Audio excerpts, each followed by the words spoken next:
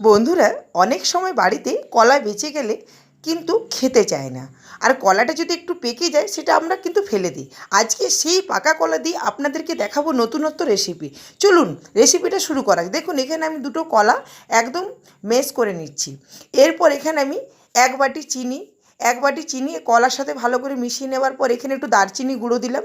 দারচিনি গুঁড়ো দেওয়ার পর এক এক কাপ আমি ময়দা, বেকিং পাউডার, বেকিং সোডা ১ চামচ বেকিং পাউডার দিয়েছিলাম, ১/৪ চামচ বেকিং সোডা, একটু দুধ দিয়ে আমি ভালো করে ব্যাটারটা মেখে নিচ্ছি। এরপর আমি এখানে ৪ চামচ টক দই দিয়ে দিলাম। টক দই দেওয়ার পর আমি ভালো করে দেখুন এখানে আমি কেকের ছোটো ছোটো বাটিগুলো নিয়েছিলাম সেটার মধ্যে আমি ঢেলে দিলাম। এরপর আমি একটা করে কিশমিশ দিয়ে ভালো করে সাজিয়ে দিলাম দেখুন। এরপর আমি সেটা কড়াইয়ের মধ্যে আমি বসিয়ে দেবো। ঢাকা দিয়ে রেখে দেবো ৩০ মিনিটের মতন। ৩০ মিনিট পর আপনাদেরকে খুলে দেখাচ্ছি আমার কেকটা খুব সুন্দর হয়েছে দেখুন। এরপর ঠান্ডা ঠান্ডা এটা কিন্তু খেতে ভালো।